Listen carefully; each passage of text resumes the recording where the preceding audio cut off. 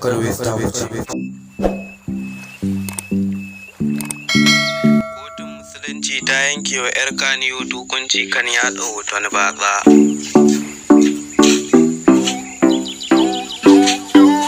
Hukumar Hizba ta jihar Kano ta garkame wata 'yar wasan Kannywood da kuma ta yi fice kan a kafar sada zumunta Sadiya Haruna kan yaɗa hotunan batsa a shafukanta na sada zumunta.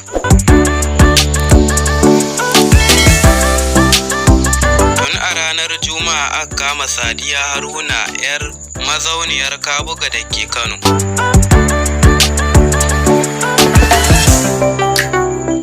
Aka kuma ci gaba da rike ta har zuwa wannan Litinin din, tare da gabatar da ita a kotun musulunci da ke zamanta a Sharaɗa.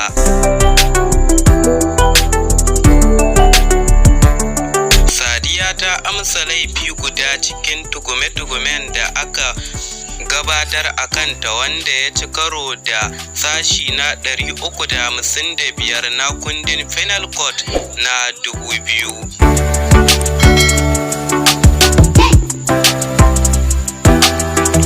Shari'a Ali Jibrin Ɗanzaki ya yanke mata hukunci tare da umartar ta koma Islamiyya ta yi karatu na tsawon wata 6. Sannan ya ce a kullum za ta rinka zuwa Islamiyya da rakiyar jami'in Hizba da kuma sa idon shugaban makarantar.